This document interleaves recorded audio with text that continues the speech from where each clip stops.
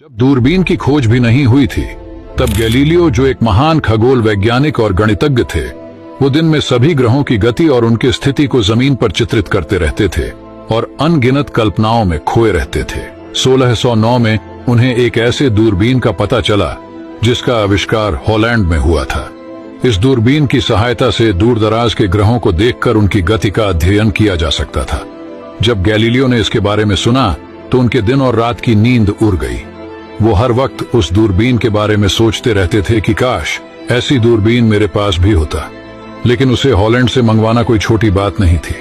फिर उन्होंने इस दूरबीन के निर्माण की प्रक्रिया को समझा और अपनी खुद की ही दूरबीन बनाने में जुट गए। एक चश्मे की दुकान से उन्होंने 3 स्पाई ग्लास को खरीदा और उन्हें बड़ी फिनिशिंग से ग्राइंड करके दूरबीन में फिट किया।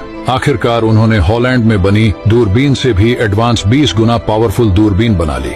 और जब उन्होंने आसमान में अपनी नजर घुमाई तो जब दूरबीन की खोज भी नहीं हुई थी, तब गैलीलियो, जो एक महान खगोल वैज्ञानिक और गणितज्ञ थे, वो दिन में सभी ग्रहों की गति और उनकी स्थिति को जमीन पर चित्रित करते रहते थे और अनगिनत कल्पनाओं में खोए रहते थे। 1609 में उन्हें एक ऐसे दूरबीन का पता चला जिसका आविष्कार हॉलैंड में हुआ था। इस दूरबीन की सहायता से दूर दराज के ग्रहों को देखकर उनकी गति का अध्ययन किया जा सकता था।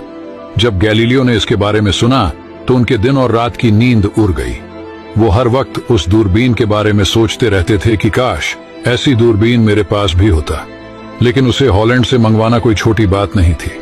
फिर उन्होंने इस दूरबीन के निर्माण की प्रक्रिया को समझा और अपनी खुद की ही दूरबीन बनाने में जुट गए। एक चश्मे की दुकान से उन्होंने 3 स्पाई ग्लास को खरीदा और उन्हें बड़ी फिनिशिंग से ग्राइंड करके दूरबीन में फिट किया। आखिरकार उन्होंने हॉलैंड में बनी दूरबीन से भी एडवांस 20 गुना पावरफुल दूरबीन बना ली।